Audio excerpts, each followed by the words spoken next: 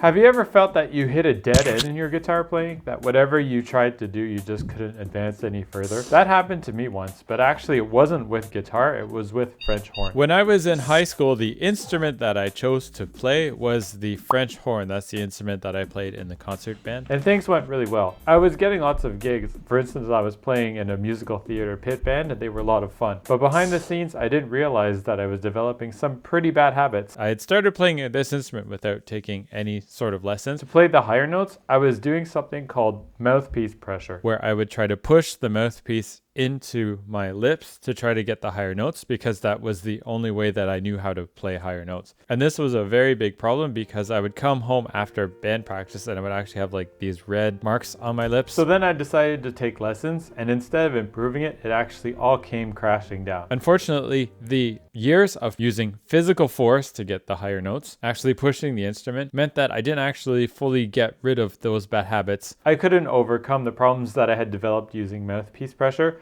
and this led to me not having any more gigs playing French horn and eventually just abandoning the instrument in favor of the guitar, which was already my main instrument anyway. Then last month, I decided to put to the test something I've been working on a lot when I've been playing guitar, and the results that I found were actually kind of fascinating. So after reading the book The Art of French Horn Playing by Philip Farkas, and after getting some lessons, I realized that the principle behind playing higher notes wasn't more pressure, but actually to use faster air. This meant that when I was trying to play those higher notes, I was trying to actually use more physical force for my body to get those higher notes, actually tensing up. And I knew this was counterproductive because my horn teacher had told me that she had gone to see Al Kay, who was a trombone player, who was quite famous for playing super high notes. And she said that he was super relaxed as he was playing. From behind, you couldn't even tell that he was playing a trombone solo in the stratosphere. Unfortunately, I never could get over these bad habits, and I ended up leaving the French horn and focusing on the guitar. So fast forward earlier this month, and I pulled out an old French horn that my mom uses in her concert band, and I wanted to see what would happen if I just used the principles that I knew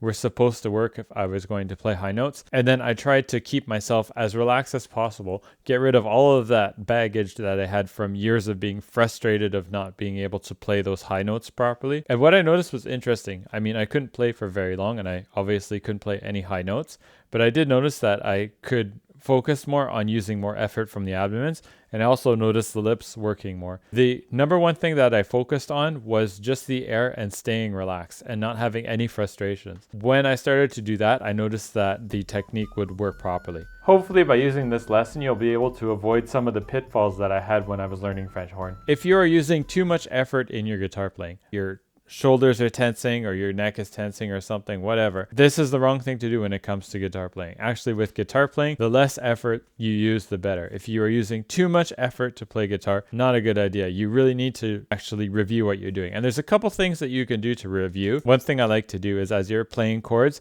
you play as lightly as you can, including say some bar shapes instead of actually using pressure. Remove the pressure but keep the chord shapes. Basically, you want to place your chord on the neck of the guitar, and then start plucking, and then see what's the minimum amount of pressure that you can use.